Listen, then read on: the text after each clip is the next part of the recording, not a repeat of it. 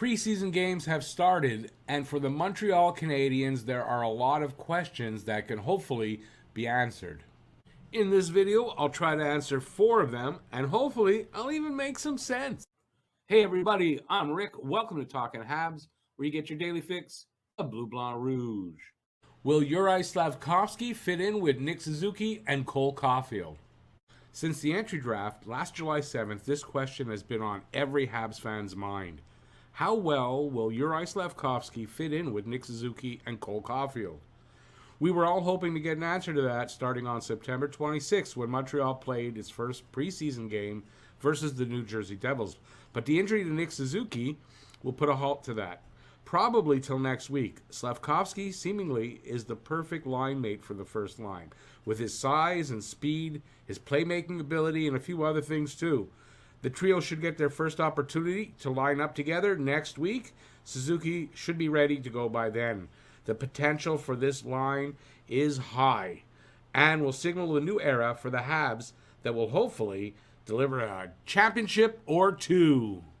Will Arber Xhekaj make the team this season?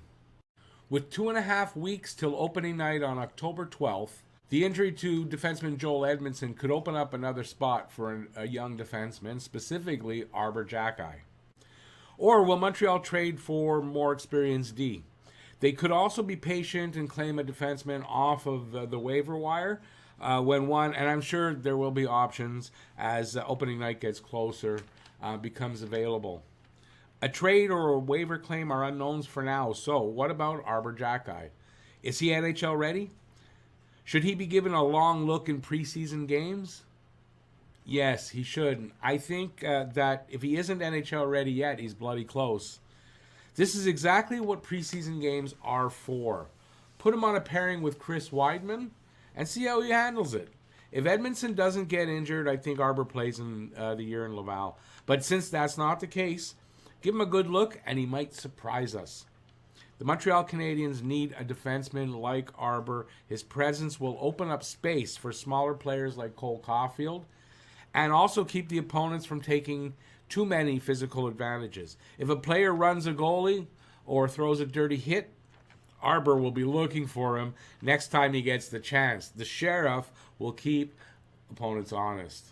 Arber Xhekaj is the kind of D Montreal has been missing for a long, long time.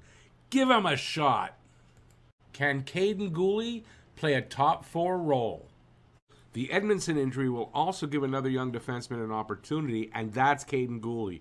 Guhle will almost certainly be a top 4, if not first pairing defenseman in his career. And if Montreal keeps Guhle on the big club all year, you have to think it's to play top 4 minutes. Otherwise, let him play first pair in Laval. Guhle needs to play big minutes wherever he plays, so you've got to think Eddie's injury opens that spot for Guhle, at least for the preseason and up to the first 9 games. It's a development year for the Habs, and as long as Guhle's play is up to the task, I think Coach Marty gives him that opportunity.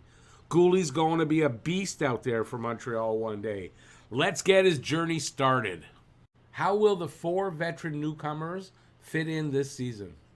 The Montreal Canadiens have 4 new veteran players who will be in the lineup this season. All arrived via the trade route. 2 are on expiring contracts and will likely be dealt at the trade deadline, and 2 will be here for a few years at least. 3 of them will provide veteran leadership and experience, and 1 is still trying to prove he's a regular top 6 player. How will they fit into the lineup this season? Here's what I think. Kirby Dach. The Montreal Canadiens are deep at the center position for the first time in my lifetime with 5 NHL caliber pivots. It's a good problem to have, considering we've been lucky to have 1, maybe 2, for so many years, but it also creates a small problem. Which one of these NHL centers becomes the odd man out and plays the wing? In my opinion, I think the answer is Kirby Dach. It makes the most sense to me. Here's why. At 6'4", 200 pounds, and with some good tools in his toolbox, Dach could be a good fit on the number 1 line with Suzuki and Caulfield if Slaf either goes to Laval or they play him on the second line.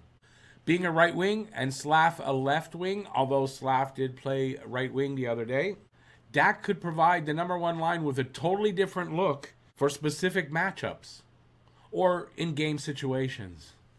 Dak's faceoff percentage last year was the worst in the NHL among centers that played regularly.